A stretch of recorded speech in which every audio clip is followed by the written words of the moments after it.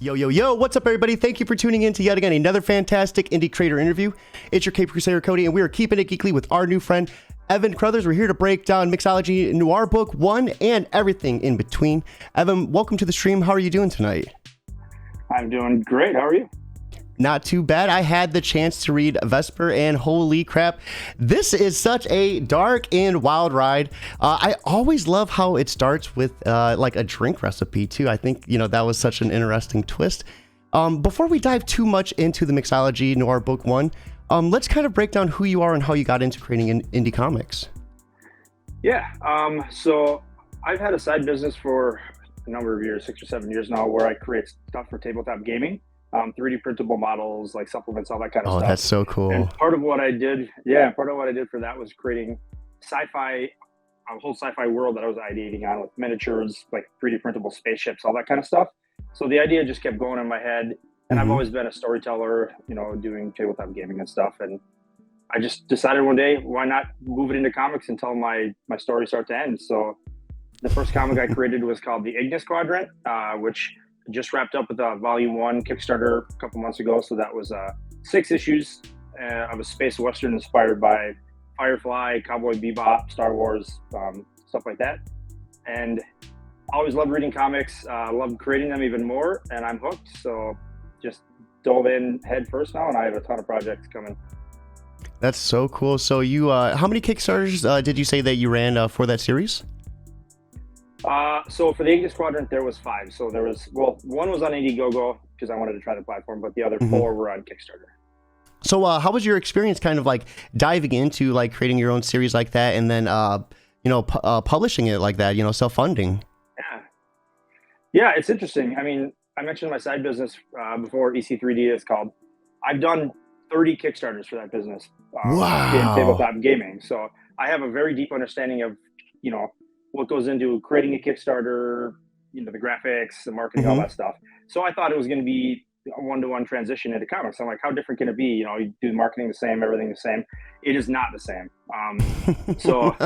And you can't just assume like a tabletop gaming audience is going to love comic books. Many do. There is an overlap in that Venn diagram, but I had to learn the hard way that, you have to really do a lot of grassroots marketing. You have to, put a lot of time in getting eyeballs on stuff. And I'm even learning that with my current Kickstarter, changing genres. It's not exactly the same audience. So that's something I think I'm going to have to learn at every stage of my journey, is really honing in on who my readership is and how I get in front of them. So at what point did you create Woven Press? Yeah, I think I created that probably maybe a year ago. The first Kickstarter or 2 I did for my sci-fi series, I did it as EC3D. And then when I realized I was going to make a lot more comic books and try to get some of the direct market and stuff too, I wanted to put branding in front of my efforts other than just my side business for tabletop gaming. And creating logos and branding and design is one of my favorite things in the world. I've done lots of graphic design in my life, and I wouldn't miss an opportunity to put fun, specific branding around an initiative like a comic imprint. Oh, that is so awesome. So this leads us to what we're here to talk about today. Can you give us a little bit about the current book that you're campaigning for? For sure. So my current Kickstarter is called Mixology Noir Book 1. It uses a couple terms in there that not everybody knows, so I'll describe those because it helps. Mixology is the study and craft of making cocktails. So some bartenders that kind of dabble in like really interesting cocktails and the science behind the ingredients and everything call themselves mixologists. And I'm a former bartender as well, which is where my interest came from there. And most people know what noir is, but it's a style of film and other genre or another literature where it's characterized by really dark themes, protagonists that have very few, if any, redeeming qualities and usually unhappy endings. So blend all that stuff together into Mixology Noir. And go ahead. Yeah, good. I was going to say, keep ranting about the book. Yeah, let me take the wheel. I'll rant a little bit too. I really loved how dark and gritty it was. You did a perfect explanation there. Like, it's almost like you want to say they deserve what they get, but it's almost then you feel like, am I as bad as them for saying that? Like, yeah, noir is weird. Like, you're never supposed to really love the characters, but you still go along with the journey the whole time with them, which is the opposite of traditional storytelling, where you have to give them some redeeming quality that the audience connects with to be invested in the journey. But in noir, it just taps into that dark part of all of us, where you're like, well, hey, I have some of those tendencies, or I have a little bit of that myself too. And like I said, I had the chance to read Vesper, and I felt you really did a good job of balancing something that would actually be realistic, something that you could hear about happening, something that you could look and hear a story about. Can you give us a little bit what went into crafting these stories? Absolutely. Yeah, I mentioned I'm a bartender by trade for years ago, and I do a lot of craft cocktails and mixology for fun now. And I have a lot of years of sitting, writing tabletop gaming stuff and comics and in weird bars that I live around. And one of them is a weird, dimly lit Russian vodka bar, which you may see the influence in Vesper there. And the other is a really cool, swanky, like 300-year-old supper club that has, exposed limestone walls and stuff. And each of these places and the cocktails themselves kind of tell a bit of a story. The names of the two stories in the books are Vesper and Sazerac, and each of those is the name of a craft cocktail, both of which are very long-standing classic craft cocktails that have been around for almost 100 years. And the cocktail itself inspires parts of the story, but you really don't have to be into alcohol or into any of this to enjoy the stories. They're two standalone horror stories, 31 pages long each. So the book is a double feature. It's going to be printed back to back, so you'll read one, flip it over, read the other one. Oh, that's so cool. Yeah, two covers, foil, embossing, soft matte, laminate, all that kind of fun stuff. So, any symbolism behind those two drinks, or were those just the two prominent ones that you thought of first? Yeah, so both of these stories are inspired, like I said, by a specific bar that I personally have been going to for a long time. And each of those bars is known for certain types of things. The Vesper is a martini, which has vodka as one of the main ingredients. So it tends to be something you get a lot at a Russian vodka bar. And the Sazerac is a rye whiskey-based cocktail. It's an old throwback to the jazz era in Louisiana. So I drank these cocktails specifically at the bars that kind of are loosely inspired in the stories. And they just kind of came together in my head in a way that I thought matched kind of the backstory of the cocktail, but also the vibe that you would be drinking that cocktail. Oh, I got you. That is awesome. I think right now let's go ahead and segue over to the Kickstarter. Let's check out the campaign and see what all the hype is about. So we are looking at Mixology Noir Book 1, Sazerac and Vesper, a horror noir double feature comic with two standalone stories inspired by a classic craft cocktails. $2,893 of a $5,500 goal with 47 backers and 9 days left to go. And project we love as well, so congratulations on that, Evan. So how are you feeling right now? Right over the halfway mark. How's this Kickstarter been treating you compared to the rest? Great. I didn't even realize it until you just pointed it out, but I had no idea this got project we love. They didn't email me about it or anything. I don't know if it just got added or what, but cool. Sweet. No, yeah. That's awesome. That's awesome. We have Vic joining us over on YouTube as well. Thank you for stopping in. Welcome to the stream. So let's go ahead and check out some of these interiors down below. And then we have Sazerac right here. So give us a little bit about what this story is about, because I had the chance to read the other one, but I didn't have the chance to really dig into this one. This one looked really interesting. Yeah, if you scroll up, actually, the best way to show this might be to just click that video. I built a cool flip-through animation that shows the whole book. Yeah. Okay. Yeah, so it's, like I said, two stories. You'll see it flip through here. You got Sazerac. It's reads front to middle, and then you flip it over, and you'll see Vesper on the other side. That is so cool. Amazing. And I love the way it ends like that too, like how they both end together like that. That's awesome. Yep. Yeah, I put a lot of thought into that, and I'm kind of excited to have the physical version in my hands to see that come to fruition. But the book is, as I mentioned, it's I wanted something that was very high quality, because when I thought about this, I want this to be able to sell to people that don't even read comics, but they still think it's interesting. I want this to be something that can sit on a granite bar top in a swanky supper club and still feel like it fit. So you can see the style of the covers. They're really black and white noir inspired with the Art Deco frame bordering, and There'll be embossing and foil and soft touch on both sides of the cover as well. So can we talk a little bit about the creative team involved with each book? Sure. Or each story, I mean, excuse me. Yeah. So I wrote both stories, and Eric Pilecki, who's a very prominent indie writer, editor, helped edit both of them as well. So they feel similar, even though they're totally different stories. And each book has a different art team. So Sazerac was created by an illustrator by the name of Lad Vav. He's done a little bit of comic work in the past, but he's done a lot of illustration and fine art. So you can kind of see that in the style of Sazerac in terms of, the inspiration for not really traditional comic composition, but I think it worked really well. And then on that book, the colorist goes by Wem7. Just a fun style, really kind of got the old world, I don't even know how to describe it, like the dark, brooding cocktail lounge experience going there. That's gorgeous. And this book takes place, the one sentence pitch is that a guy is fighting with his wife and goes desperately searching for a cocktail and finds himself in a mysterious bar filled with long forgotten gods. And they and the alcohol mess with him, play a lot of tricks on his mind, and he goes on quite the journey through this story. Here's some larger preview of those images as well. These are gorgeous. These interiors are just gorgeous. I get what you mean about that cocktail vibe to it as well. Right. This bartender looks a lot more sinister, though. I mentioned this is inspired by a real place. So that bartender, other than the patch, this is basically a perfect replication of the bartender, the 80-year-old guy that still bartends at this old supper club that I love.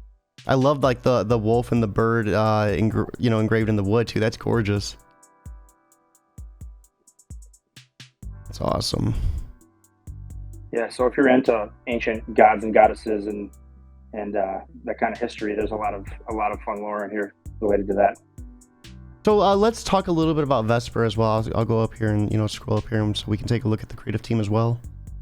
Mm-hmm. Yeah, as I mentioned, this was written by myself and edited by Eric as well. And the artist is named Martin Jimenez. Great artist. He's done a couple other indie horror books that you can find pretty easily. And colored by Ichsan Ansori, another great indie colorist who's on quite a few books, and I'm using for a few other ones of my own. Very versatile, really, really great colorist. And we'll go ahead and scroll down. down. I guess I didn't mention this, but I lettered both of the stories myself as well. Oh, cool. Were you a letterer on your other series, or was this your first dive into that realm?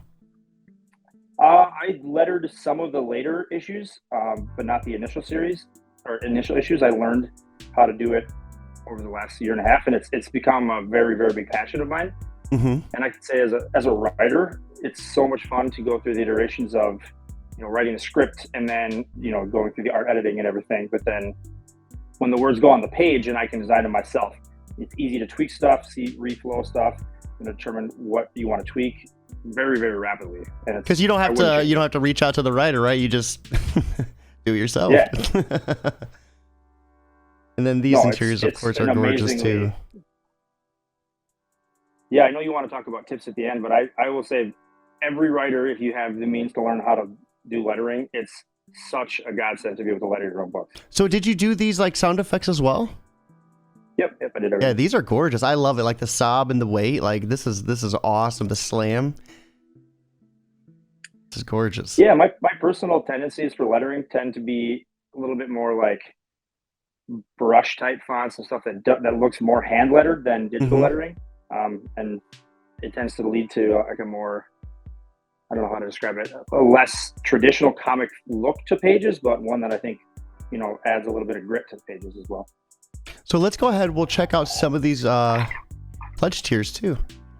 Once again, everyone that is watching, right here is the link. Be sure to check this out. If you can back, that'd be fantastic. But if not, simply putting this on Facebook or Twitter, anywhere you can, word of mouth is 100% free.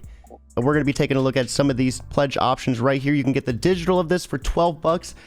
You said how many? This was how many pages altogether? 76 including the covers. So each Wow. story is 31 sequential pages, and then there's a bunch of art pages and fun stuff in there too. Outstanding price. But if you're just interested in one story, you do have the option to get one of those digitally for $6. I think that's pretty cool too. I don't think I've ever seen a double feature like that was combined and then had the ability to split up for to be purchased separately like that. So that was a really cool option, I think. We have the print retail at $20. So you get the standard retail cover print, 74 pages with the cover. Outstanding price there as well. And then the collector tier. So give us a little bit about this tier. Yeah, so this is the retail tier. So the retail version of the book with the 2 covers and all the features. Then another version of the book with the variant covers. Have some fun variant art there. With a Vesper cover done by Alessandro Amoruso is the name of the artist. And then the Sazerac cover is done by Adrian Bonilla, who's an awesome up-and-coming indie artist. I love that crow. That looks awesome, too.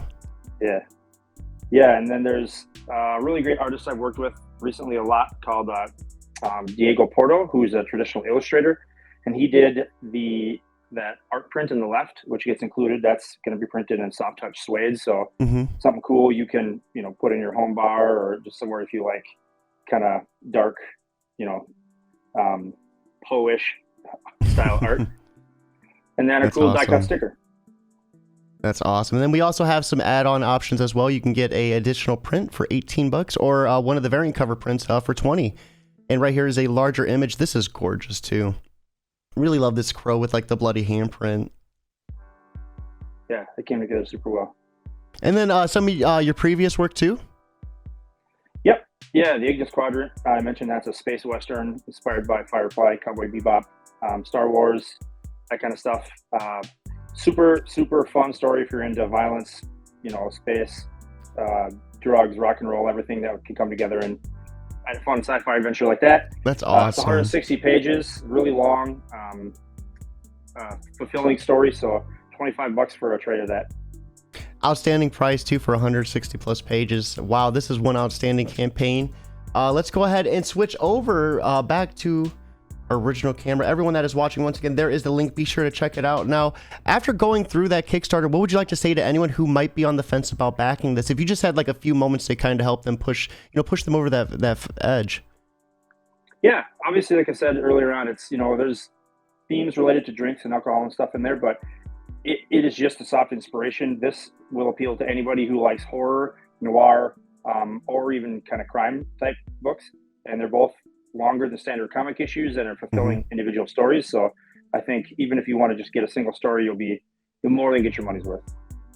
Well, that is awesome. And like I said, I had the opportunity to read one of the books, and I thought it was a fantastic story. I was gripping. I was not expecting it, and that twist at the end was just chef kiss. Like, it was phenomenal. We were talking backstage about it, and I just was like so surprised by it. You guys are missing out if you're not backing this today. So with that being said, it is time for us to wrap up. Before I let you go, I'd like to ask one piece of advice for you, for anyone who might be new and watching, starting out in comics. So with that being said, for anyone who is getting started for the first time and having trouble just getting motivated to start, what advice would you offer them to kind of help them just get enough energy to get started? Yeah, I mean, obviously, I'm coming from the aspect of the writer and creator, but it is unbelievably crazy how addicting it is creating in comics in a good way. I mean, if I have a day that goes by where I don't have a new piece of art in my inbox or something from one of my collaborators, I mean, it's like an addiction, and in all the best ways. Even that if you're trying to write a new story and you start out, and that first even layout you get from a collaborator is going to give you such a rush of adrenaline, seeing your vision come to life. It's absolutely worth it.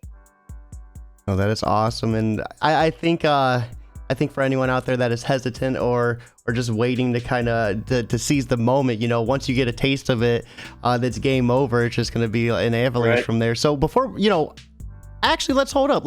I forgot to ask, what other future projects do you have up your sleeve for 2023? I mean, I know you said you were doing this, you were doing the tabletop. Is there anything else coming out that we can look forward to? Oh man, yeah, I have a large anthology in the universe of the Ignis Quadrant coming out shortly on Kickstarter that has some of the best creators in indie comics that contributed stories to it. I'm really excited for that. It's going to be called How to Die in the Quad, and it's a series of stories all about death and how hard it is to survive in the crazy frontier of space. So I have that coming. I also have another creator-owned miniseries called Tox, Toxx, that is a really interesting post-apocalyptic story. Oh, that's that kind awesome. of combines Children of Men with The Last of Us with Mad Max a little bit. Okay. And that was inspired when my wife and I gave birth to our child during the pandemic. And it was a situation where like you can't have any guests in the hospital. You know, it kind of felt like the world. Oh, was did you? So did they not let you like see her? Like, were you not able to, or? I was able to be with my wife, but no guests. Like our parents couldn't come in or anything, which was kind of a godsend. I know at one point they were not letting husbands like into the delivery room. I would have had a problem with that. I would have disguised myself as a doctor and snuck in or something. Oh man! But congratulations though. So how's that been? That was what, 2 years now? Oh, it's almost 2 years. It's life altering, and it's made its way into my writing and the topics I want to write about and everything you could imagine. So we any children's book coming out in the future? Oh, I absolutely do have a children's book. Well, yes, it's on a list of things. So, Tox is a post-apocalyptic story about a woman who, in a world where humanity has been made sterile from radiation, becomes pregnant, essentially, and it's her journey through that. And I co-wrote that with Eric Palicki, and that was picked up by Blood Moon, so it's coming to the direct market in July and Kickstarter before that. Congratulations, man. Thanks. And I'm writing another series with CJ Hudson, who I'm sure you know. Yep. We're both martial artists. I do Brazilian Jiu-Jitsu and he does boxing. So we kind of bonded over that and decided to write a cyberpunk story about an old guy who needs to get back into fighting for a myriad of reasons and his journey as a martial artist. That's cool. That's awesome. Me and my daughter, we actually do Kempo, so we do it's stand up. Nice. I want to get her into that though, because I think that is very important for, because you could only hit so hard, but grappling, like, you could really do some damage if you know how to do it, right? Like, absolutely. But it's also the only martial art that you can train at 100% without hurting your opponent, if you know what you're doing as well, which is one of the benefits. And then I'm not going to list all the projects because there's too many, but you asked about children's books. So I'm writing a YA graphic novel right now with Devin Arscott as well, which is going to be coming out in 6 to 8 months. Another familiar name. Exciting. Yeah. That's what a small world. What a small world. That is so awesome. That is so awesome. Well, thank you so much for swinging by. I really appreciate it. Everyone watching, right here is the link one more time. Be sure to back this. And if you're unable to back, put it on Facebook, put it on Twitter, anywhere you can. Word of mouth is 100% free. I hope you all have a fantastic Tuesday night. But most importantly, guys, keep it geekly.